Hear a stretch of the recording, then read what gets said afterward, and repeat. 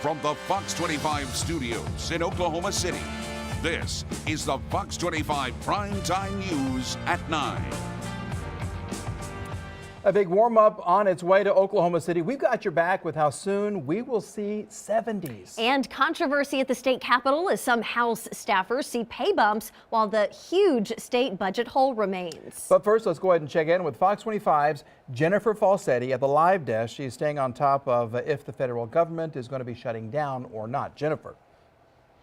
Mike and Wendy, it has been a very busy day in Washington as Congress scrambles to get a spending deal passed before tomorrow, which is the deadline, avoiding a government shutdown. Now, a temporary spending bill passed earlier on this evening in the House, and right now the Senate is taking up that bill. Let's take you there live right now. It does appear, though, that the Senate is not on board with any sort of temporary spending plan. This is a bipartisan thing. This is all around the board. Both Republicans and Democrats seem to want a permanent fix, especially when it comes to immigration and funding for DACA. Now, again, tomorrow is the deadline for that government shutdown. Democrats are wanting a plan that will continue funding for DACA and will be a permanent solution. Republicans, they also want a permanent solution, but they want to fund DACA and also ensure border security. Again, that deadline tomorrow, it does look as though this temporary spending bill will not pass the Senate tonight. Of course, I will continue watching this for you very closely on our live feeds and bring you any new developments right here at the live desk. Jennifer, thank you. All new at 9, a 13-year-old boy is dead after officials say he tried to help his paralyzed father escape from a fire. The Love County Sheriff's Office says his father has also died. This happened in Marietta yesterday. Officials say the boy was trying to help his 60-year-old father get out of their burning mobile home.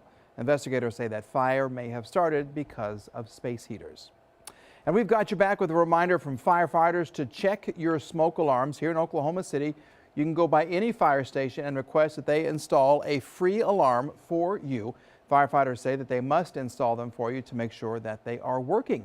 Now, you can call this number right here. You can also drop by any station to get a schedule your installation. We also have this number on our website at okcfox.com. Right now, a shooting under investigation after a 72-year-old woman is shot and killed by officers. You are looking live at Bartlesville, where it all happened. 2 police officers also recovering tonight after they say the woman attacked them. It happened yesterday during a drug trafficking investigation. Police served a search warrant, and once inside, they told Mike Livingston to get to the floor. Investigators say his mother, Geraldine Townsend, started shooting at them with a high-powered pellet gun, and officers fired back. She died at the hospital. Now, people who live nearby say this raises concerns. It's kind of scary, you know, because it's too close to home, and Bartlesville's a great place to live, but, you know, I'm kind of having second thoughts of, you know, is it safe? One of the officers was taken to the hospital for a facial injury and is undergoing surgery to remove a projectile. Right now, OSBI is handling this investigation. Livingston is now in jail facing drug charges.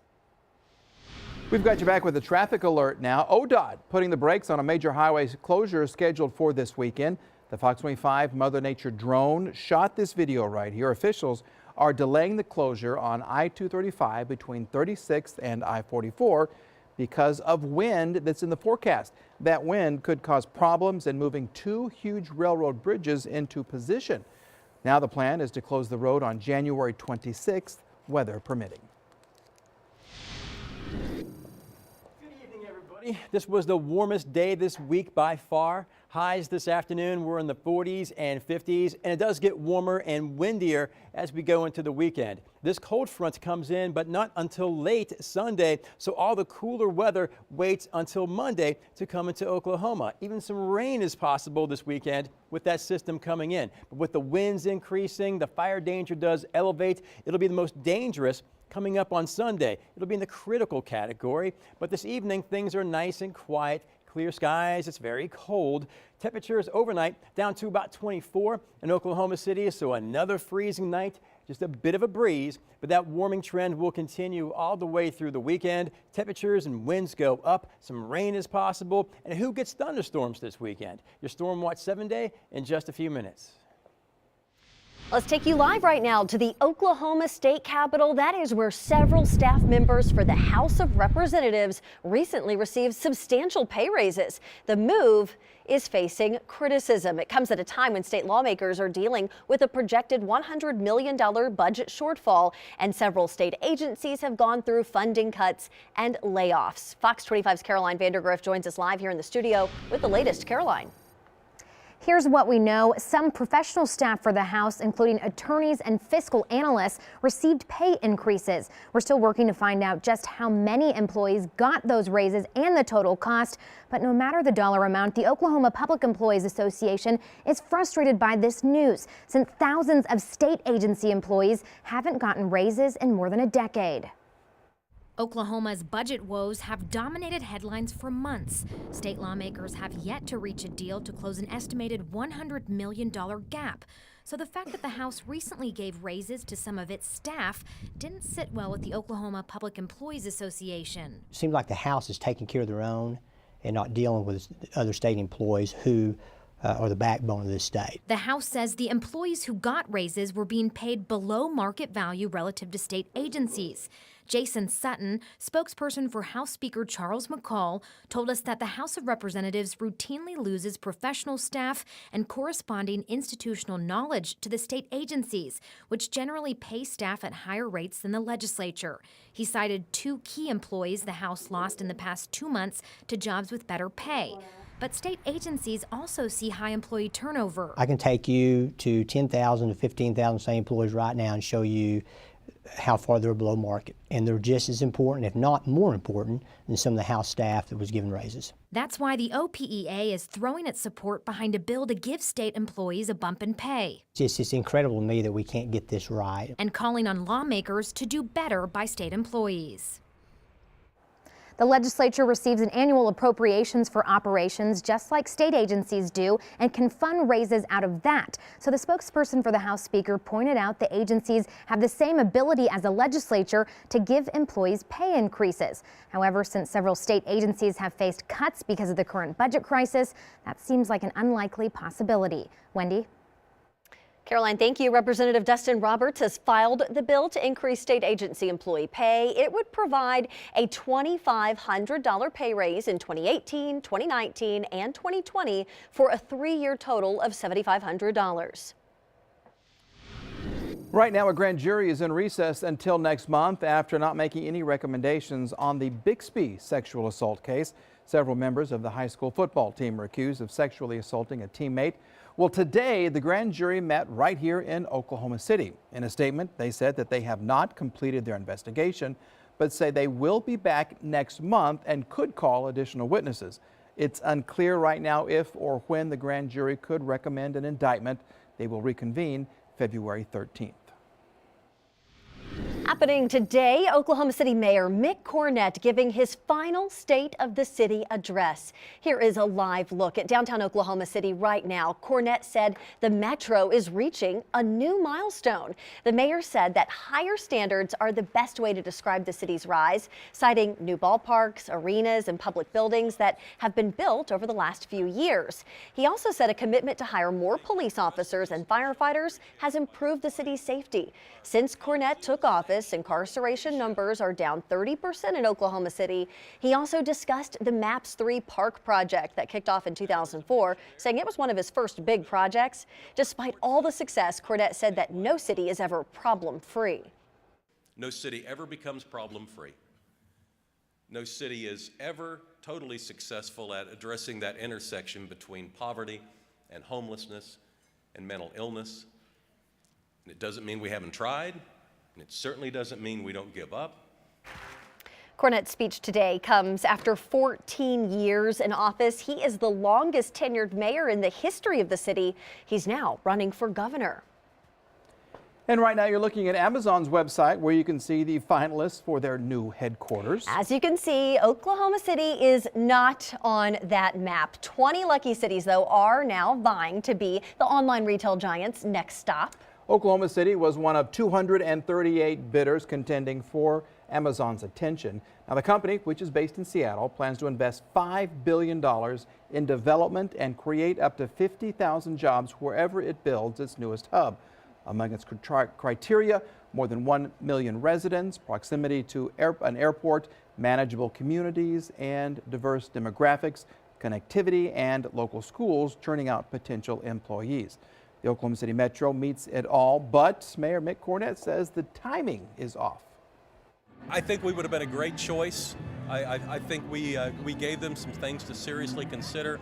But long term, we've had a lot of conversations going on with Amazon. I think long term we fit into their plans. May not be the second corporate headquarters, but I think they're going to have a significant presence in Oklahoma City. In the coming months, the company says it will work with each of the finalists to dive deeper into their proposals. New tonight, the Trump administration wants to make it easier for medical professionals to avoid providing services that conflict with their moral or religious beliefs. Here's a live look at Washington tonight, where pro-choice forces are furious. But Oklahoma Senator James Lankford says he supports the president on this issue. Today, the Department of Health and Human Services announced the creation of the Conscience and Religious Freedom Division. The division will make it easier for doctors, nurses, and other healthcare providers to opt out of services that violate their moral or religious beliefs. It will also ensure hospitals, clinics, and other health communities accommodate religious beliefs. Can we at least agree that Americans should have freedom of conscience? Can we at least agree on late-term abortions when a child is clearly viable? And can we at least agree that when a child is born alive, they should be protected?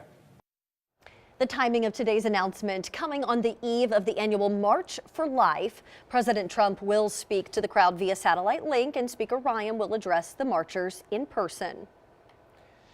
Now to a developing story. An Oklahoma Wind Coalition executive says no one in the wind industry placed a tracking device on a state lawmaker's car. Republican Representative Mark McBride said that he believed the wind industry was behind the spying because he supports oil and gas. Now, he discovered the tracking device last month, and police are now investigating. Coming up, hear what gymnast Michaela Maroney is saying in her testimony against the former USA Gymnastics doctor. Plus, only on Fox 25, the progress being made as the U.S. continues to wage war in the fight against ISIS. And the technical glitch that might be draining your bank account. How hats will help heart health in Oklahoma. Think you just can't save money? Fox 25 Consumer Watch has got your back with the small and big ways that you can make your savings account a reality. Tonight on the Primetime News at 9. And coming up on the Primetime News at 9, this Caterpillar is actually teaching kids how to code. We're going to tell you how the Metropolitan Library System is teaching kids and how they're actually having lots of fun doing it. All that's coming up on the Primetime News at 9.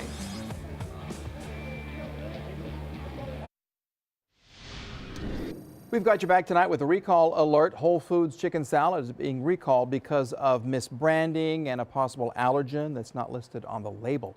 Take a look at this. The chicken salad was mistakenly packaged with a chicken wrap label that you see right there. The actual product contains milk, but it's not listed on the label. The salad affected has a best by date of January 20th of 2018. If you have this in the fridge, throw it away or take it back to the store. There have been no reports of sickness because of the mislabel. New details tonight. The parents who are accused of torturing and holding their 13 kids captive have pleaded not guilty. David and Louise Turpin are charged with several counts of torturing and holding their 13 children captive. Officials say the children were only allowed to shower twice a year. Food was rationed, and they slept all day and were awake all night. The victims told officials the parents would chain them, beat them, and even strangle them as punishment. These punishments would last for weeks or even months at a time. We're fully prepared to seek justice in this case. If convicted, they face up to 94 years to life in prison. And right now we are learning more about what led up to Hawaii's false nuclear missile alert. This is a live look at the island right now. The investigation is ramping up with a new timeline showing state officials took more than 20 minutes to contact the feds for approval that they didn't even need, and another 15 minutes to cancel the alert that was sent to mobile devices. House Speaker Paul Ryan says the military should be playing a greater role in these types of alerts, and that will require more training and more funding. Happening right now, the U.S. Senate has decided they will not be voting on that short-term spending bill we told you about just a few moments ago that the House passed earlier on this evening. They will reconvene tomorrow morning. Again, the deadline to pass a spending bill is tomorrow, or else there could be a government shutdown. Let's take you live now to Washington. Now, the bill that the House had voted to pass today it was a temporary short-term spending plan that would keep the government funded through February. However, the Senate just now said it was irresponsible to put it up for a vote and would take it up again for discussion tomorrow. This, of course, would continue funding for the DACA program, as well as increase border security as well, and prevent that government shutdown should they not reach a deal come the end of the day tomorrow. Of course, this is something we're watching very closely for you right here at the Live Desk. We have new details tonight about the third day of sentencing in the sexual abuse case against former USA Gymnastics Dr. Larry Nassar. During today's hearing, an attorney read a statement from Olympic gymnastic champion McKayla Maroney. In the statement, Maroney condemned Nassar for his actions, but she also criticized several agencies, including Michigan State, USA Gymnastics, and the U.S. Olympic Committee for failing to recognize the red flags raised in connection with Nassar's former sexual assault. As it turns out, much to my demise, Dr. Nassar was not a doctor. He in fact was and forever shall be a child molester, a monster of a human being, end of story. He abused my trust, he abused my body, and he left scars on my psyche that may never go away. Nassar pleaded guilty in November of 2017 of sexually assaulting his patients by claiming it was medical treatment. The judge could sentence Nassar as early as tomorrow. Back here in Oklahoma, handmade hats for newborns will carry a special message with them. This is a live look at the American Heart Association website right now, where you can donate to this cause. They will give new moms the hats along with life-saving information for both them and their baby. Well, tonight, Fox 25's Jordan Lucero talked with doctors about the message and the crafters who made the hats. One by one, local women, knitters and crocheters brought their hats to donate to this cause. These hats will go out to hospitals for babies born next month. Little Hats, Big Hearts. It's a new project for the Oklahoma City American Heart Association. Organizer Denise Castelli says it'll shed light on an issue facing new moms. We've found that those issues are on the rise with new moms, and when we asked some of the professionals that are going to be accepting these hats what message they wanted to give the community, this is what they decided on. The hats will help spread the messages. Heart health needs to start at birth, and women can experience heart failure postpartum. Local knitters and crocheters spent the last 3 months working on the hats. They handmade hundreds of them, donating them to the project. The hats have been a joy already. We have so many types of hats. Babies born in February at 3 hospitals in Oklahoma City will get red hats, and mom will get information. Doctors say they need to realize some complications they have during pregnancy, like gestational diabetes, high blood pressure, and preterm birth, can increase the risk for cardiovascular disease. They need to know if they have chest pain and shortness of breath that doesn't go away after half an hour, they need a doctor. I think shortly after having their babies, mothers get very caught up in the duties as a new mother, or just, as a continuing mother, and don't think much about what's going on with themselves. And oftentimes I think women can write off some of these symptoms. They're already getting ready to do this same event next year. If you want to get involved, there's an even easier step for you. You can come here, pick up some free yarn that'll be donated by Hobby Lobby to get your project started. Jordan Lucero, Fox 25 News. And go to OKCFox.com. We've got your back with where to go and who to contact if you would like to help make those baby hats. They were very, very cool. All right, coming up, we've got your back tonight with the small steps you can take right now to start saving, even if you are struggling financially. And Lincoln Riley finished his first year as coach, and now he has the huge task of replacing Baker Mayfield. And freezing cold for the kids at the bus stop in the morning, in the 20s, warmer tomorrow afternoon, and mostly above freezing through next week. Your Storm Watch 7 day at 9:32.